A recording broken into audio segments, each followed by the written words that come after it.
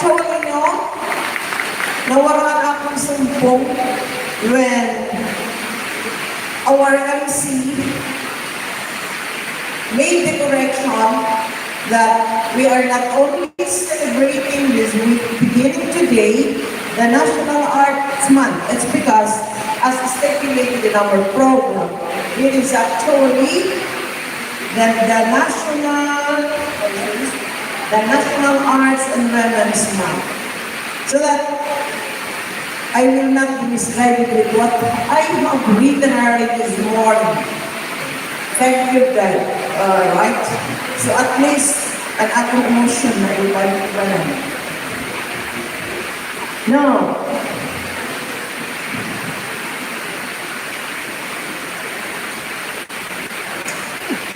first or at the outset, let me greet you happy National Arts and Women's Month celebration. Most especially to our admirable, dynamic, and hardworking women in Abuyog Community College, and as well as the gentlemen. Pen Proclamation number 6F3 by then President Cory Aquino, the National Art Month is supposed to be the whole month of February. And of course, the National Women's Month is through Proclamation number 224 since 1988. But Abuyog Community College is very creative. We are able to make two big activities into one. Hence, the National Art Month and Women's Month celebration. So, a clap for our administration, most especially to the organizers. So again, I would like to make again my heartfelt congratulations to the Gender and Development Center and the MAPE, the Arts, Music, and Physical Education Department for spearheading this affair.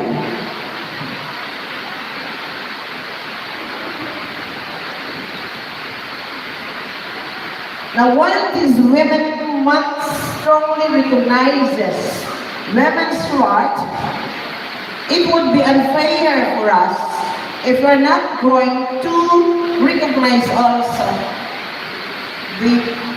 the role of men in the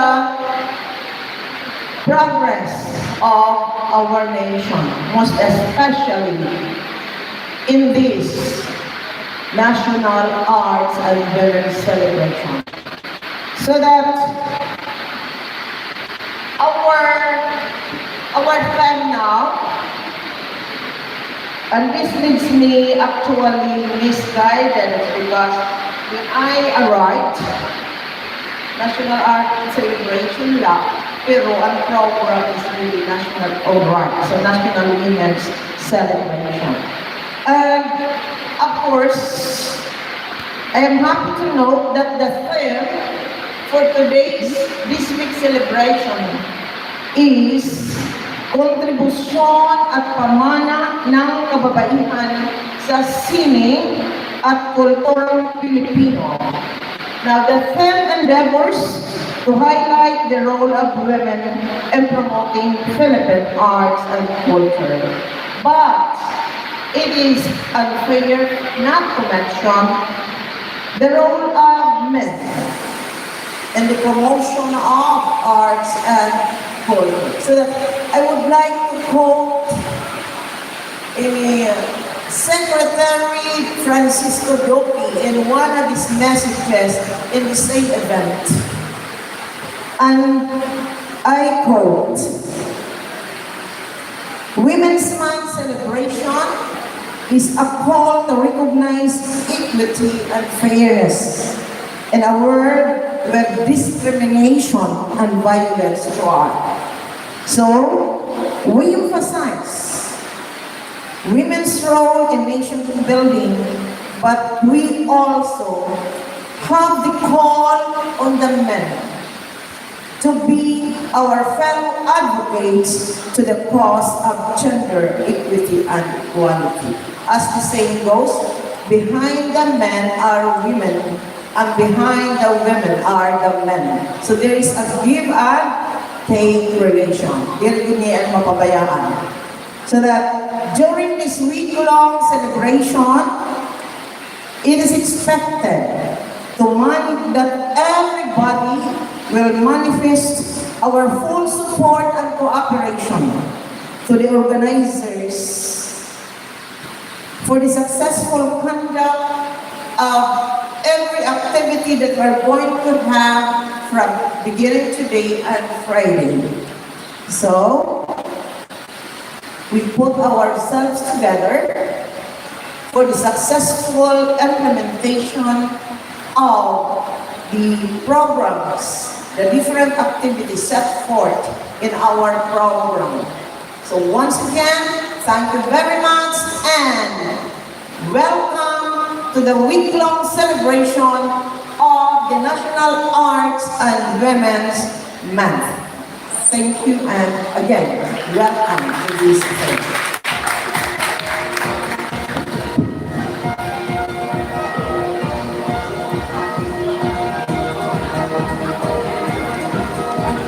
There you have it, ladies and gentlemen. Once again, a big round of applause for Dr. Edita D. Valle.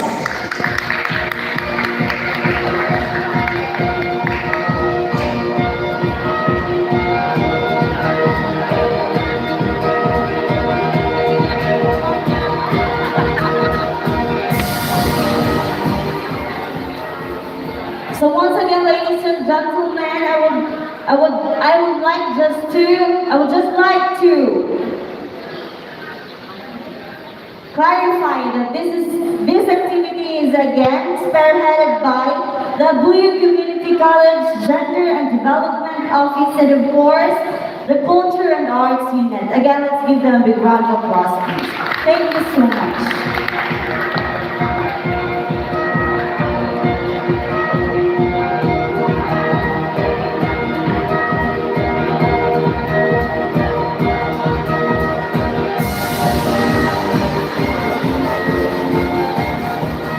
And now, to catch our thirst, ladies and gentlemen, let us all give a big round of applause to the ACC Dance Troupe for their dance repertoire.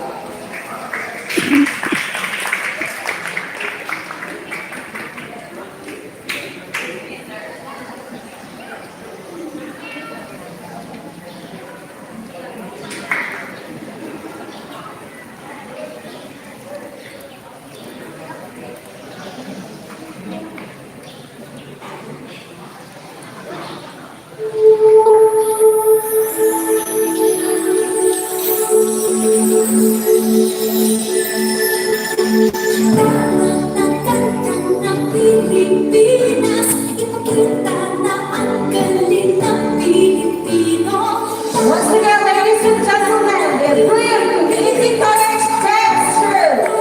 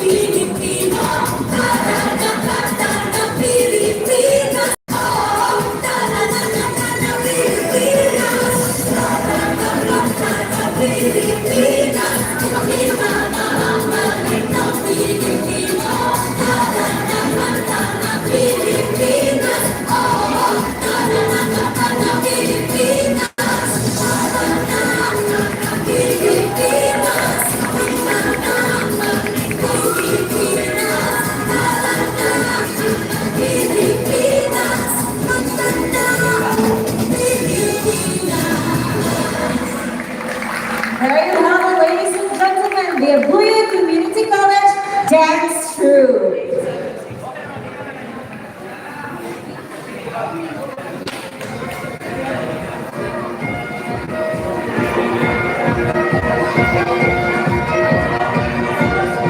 Talaga nga namang it is pleasing to the eyes of the viewers to be witnessing how the ACC Dance Troupe portrayed the culture of the Philippines, and it is just also a way of loving our own. Okay, ladies and gentlemen, today's activity, we have also invited a local artist of the Abuya Leyte.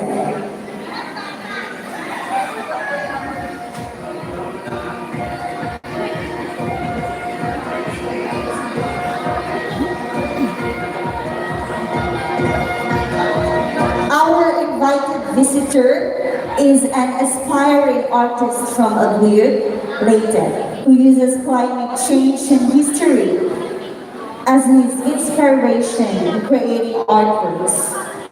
Graduated in high school at Notre Dame of Abuya Incorporation, he is currently studying interior design at the Eastern Visayas State University in Tacloban City.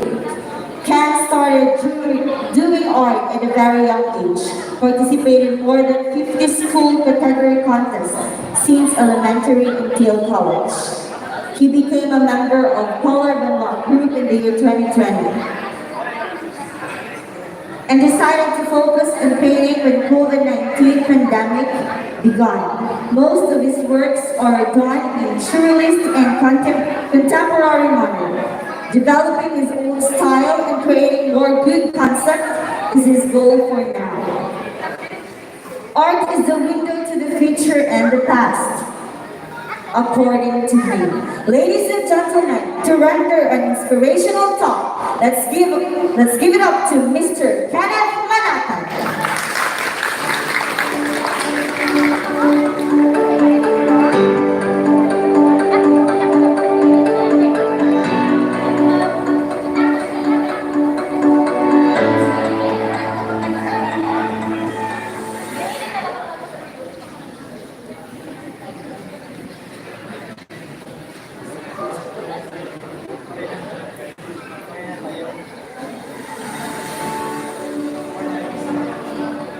Thank you. First, I would like to thank the Abuya Community College and the organizing committee, to the administrators, faculty and staff, and to all of you who are here today for inviting me as one of your inspirational speakers in this event. Thank you so much.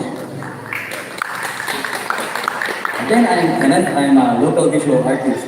I'm proudly from here in Abuya Leyte, and I'm residing in Tacloban City. I'm a member of the Tulang Banwa Arte Hanwaraynun, a local artist group of Tacloban City.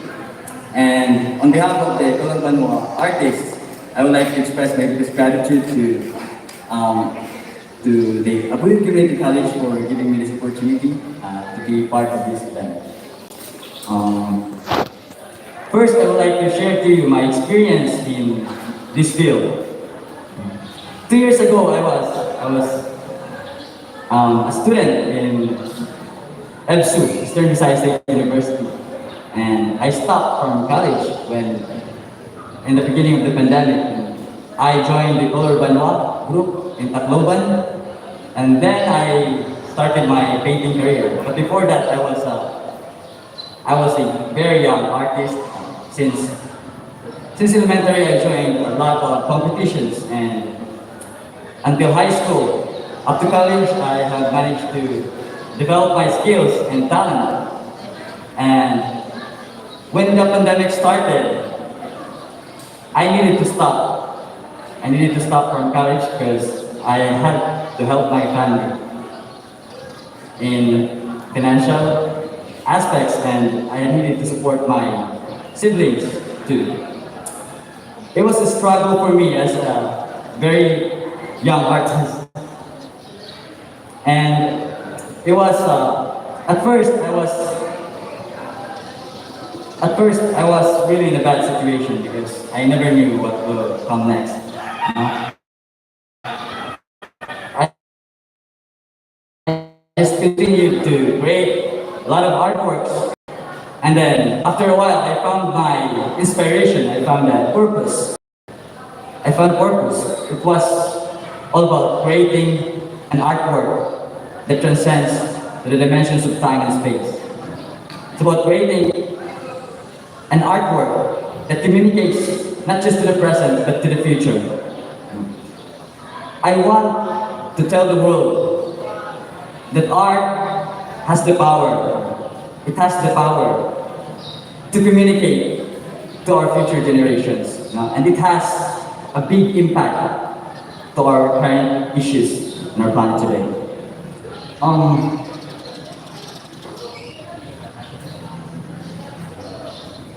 4 months ago, I was in a very bad situation.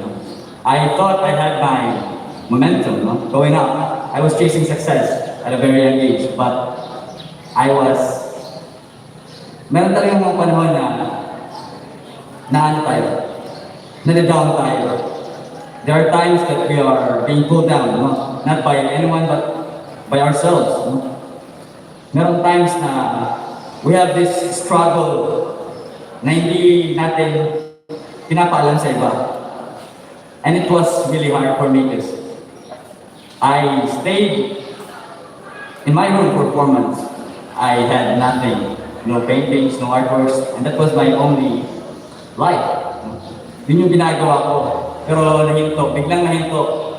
It was because I was lost.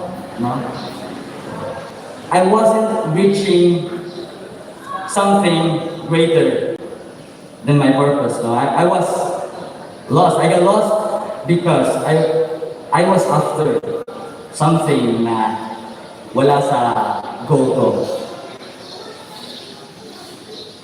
So yun, it took me a while to be back in the field of arts. But then, after a while, I have managed to think, to find the purpose that I had since the start. It was the purpose to create an artwork that will inspire others, an artwork that will give light and hope to those who need it. To be an artist that gives inspiration sa ibang artist din. To be someone na nagiging modelo. To be someone na merong ginagampanan tungkulin in the community. So, I got back. I'm here today because I believe somebody saw me and somebody knows that I have a story to tell. I am really glad to be here and to be part of this event. And I just want to say something to those aspiring artists out there that when you want to enter the world of art, yung singing, kung gusto nating maintindihan, kung gusto nating i-appreciate yung mundo ng singing, the world of art, we have to understand that the world of art is vast. It has no boundaries, no limits. Yun lang. That's our imagination. Art starts from our imagination. So, to all of you who are here today, thank you so much.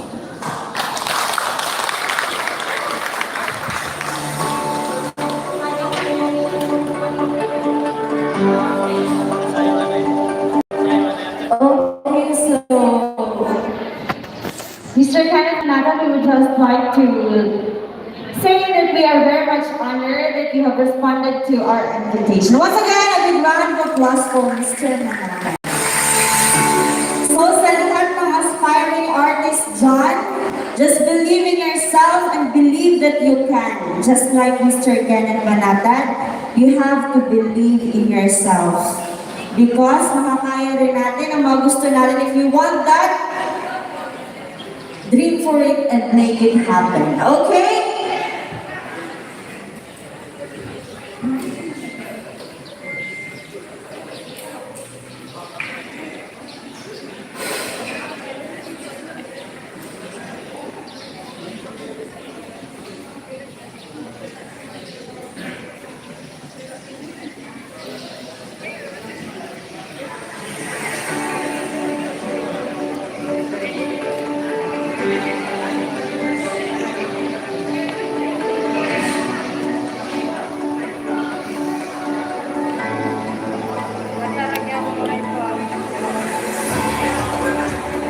And now for the highlight of this week-long celebration of the National Arts and Women's Month.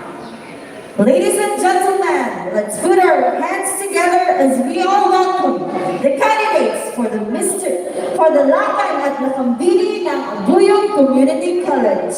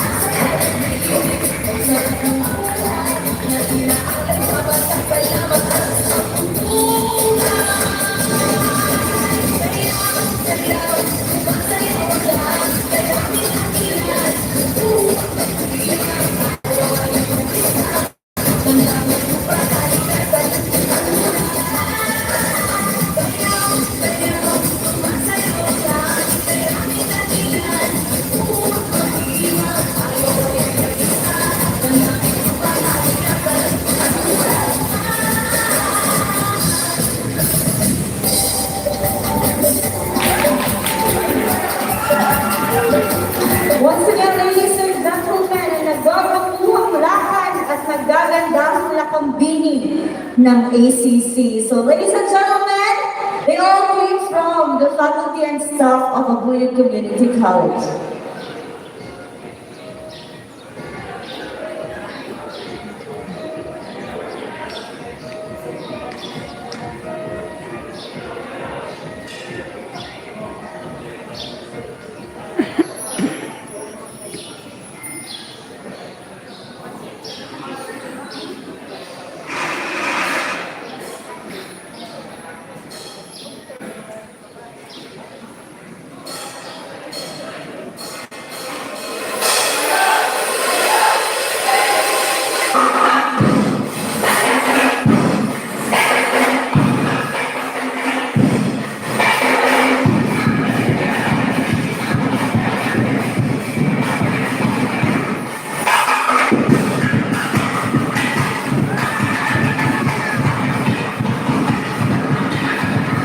Once again, a big round of applause, please.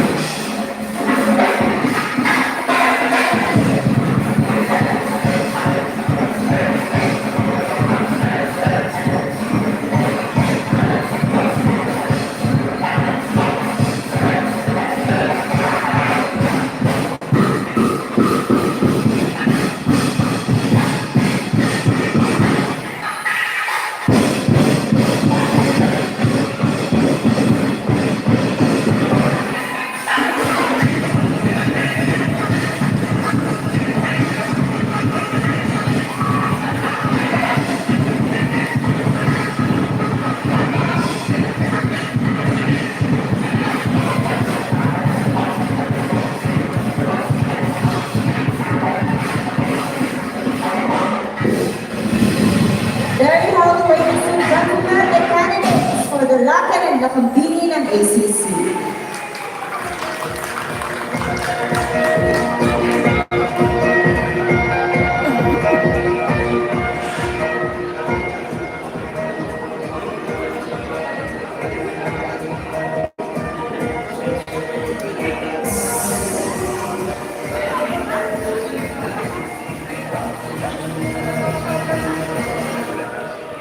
So that concludes the first part of our activity for this day. And later on, we will be having several activities and competitions for our National Arts and Women's Month celebration. So you can now take your lunch and have a happy lunch break, everyone. Thank you so much for coming.